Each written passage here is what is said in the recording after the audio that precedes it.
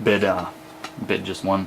So a bunch I got for $1.99, but this I got just at the store, and it's fantastic flush. I did a Real DVD Watchers video called Rapid Fire, and I discussed this. So yeah, it's got Quentin Tarantino, Wes Craven, Robert Rodriguez, George A. Romero, Eli Roth, Frank Darabont, John Carpenter, and Mick Garris.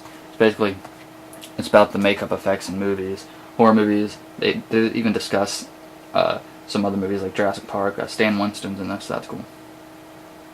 I believe. It doesn't have him listed. I thought he was in this for just a bit, but I'm not sure. They might have used like old clips, but it says plus classic clips from Frankenstein, The Exorcist, Planet of the Apes, The Chronicles of Narnia, and American Werewolf in London, The Thing, Grindhouse, Sin City, Transformers, Day of the Dead, Kill Bill, Total Recall, Cabin Fever, The Howling, and much more. That's actually pretty good. Next up is an underground, Blue Underground release, I should say. A Lucio Fulci film called Manhattan Baby. This cover has always intrigued me, and I just never knew what the movie was about. But I mean, I found this for $6 on eBay, new and sealed. So I picked it up. It was a buy it now. Check it out. Weird looking little kid back there screaming. A quirky, challenging visual feast. For extras, we have Beyond the Living Dead interview with co-writer Dardano Saschetti, and theatrical trailer and talent bios. It's not rated. Like I said, Blue Underground came out in '82. The surreal horror shocker from the director of Zombie, The Beyond, and City of the Living Dead. A young girl on vacation in Egypt is given a mysterious charm causing her archaeologist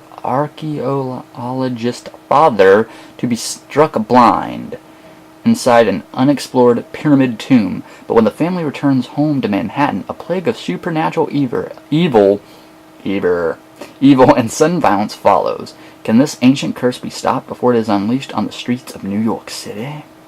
Italian shock master Lucio Fulci combines elements of The Exorcist, The Awakening, Poltergeist, and more in this bizarre horror thriller. Also known as The Eye of the Evil Dead and The Possessed, Manhattan Baby is notable as one of Fulci's final films to be released in America. Blue Underground. That's what the disc looks like. Just spring 2007 catalog. I throw a catalog in everything. So that's Manhattan Baby. I'll be checking that out pretty shortly.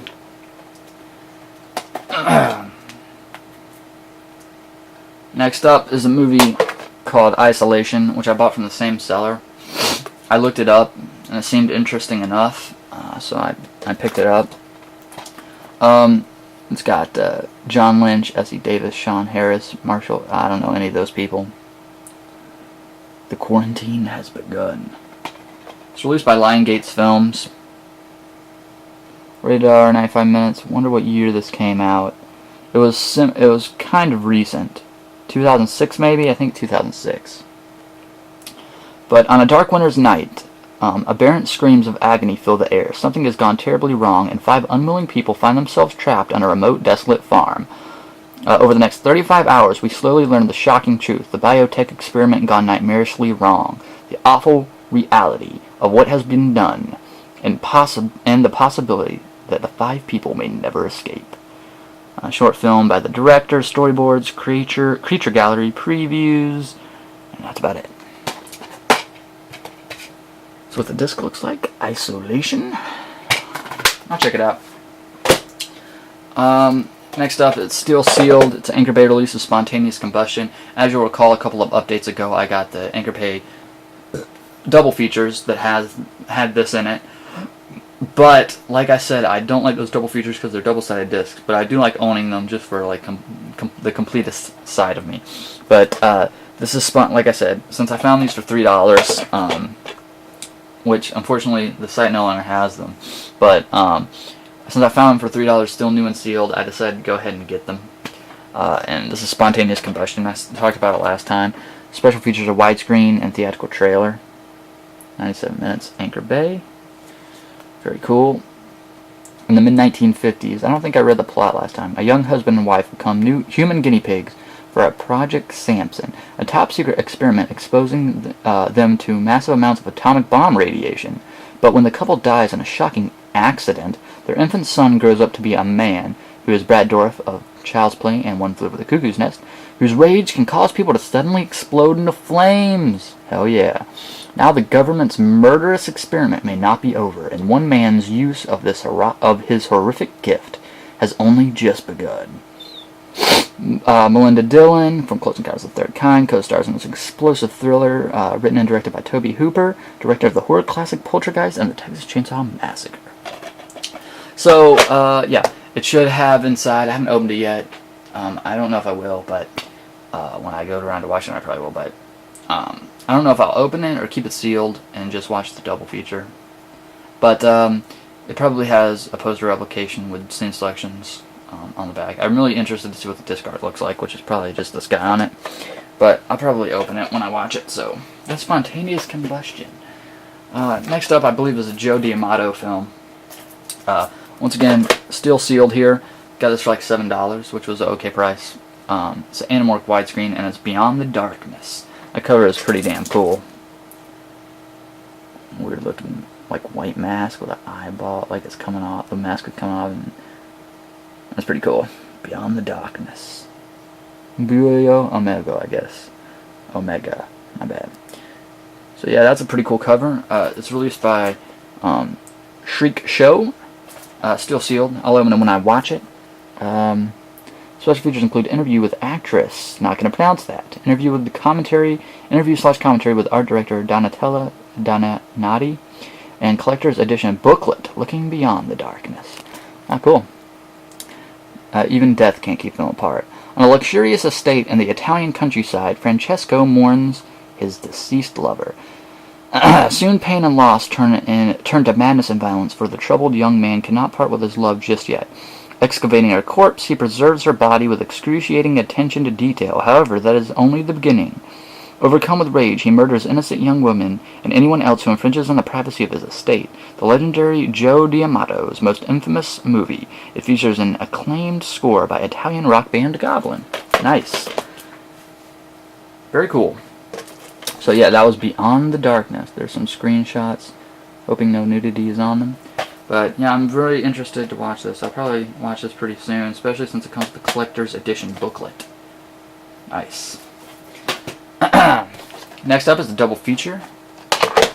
Waxwork and Waxwork 2 double feature DVD. That's what the disc looks like. Waxwork 1 is supposed to be really good. Waxwork 2, I'm already looking, and it came out so many years after the fact that it's probably not that good, but I'm not going to judge. But there's Waxwork. Why do I keep saying that? Waxwork with a chapter index. This is the artisan release. And then it's got the poster for Waxwork 2 with a chapter index down at the bottom as well. Let's see. What do we have on the back here? Special features, nothing. Special features, nothing. See, this one is, hold on, where am I at here? It came out in 88, and this one didn't come out until 91, so. But anyway, welcome to Waxwork, the mysterious place where every picture tells a horror story. The private midnight showing is about to begin with the scariest bunch of drips you'll ever meet. Gremlin's star Zach Galligan co-stars in this comedy of terrors with Deborah Foreman, from The Chauffeur, Miles O'Keefe from Tarzan, Michelle Johnson from Blame It on Rio, David Warner from Time After Time, and special effects of Bob Keane, who did Alien and Hellraiser. Inside the Wax Museum, a group of teenagers are aghast at the hauntingly lifelike wax displays of Dracula, the Wolfman, Mummy, and other characters of the Horror Hall of Fame. Each display is perfectly grotesque, yet each is missing one thing: a victim. Admission to the Waxwork is free, but now they may pay with their lives. One by one, the students are drawn into the settings as objects of the bloodthirsty creatures. They are now of the permanent collection. No movie you've ever seen can hold a candle to Waxwork. And then Crappy remake, or crappy sequel, I should say. Lost in Time. A killer is waiting in the past, present, and future, looking for clues to a bizarre killing. A young couple bravely embarks on a terrifying journey through time in this action-packed sci-fi thriller. Not cool, but yeah. Lost for Time, Waxwork 2.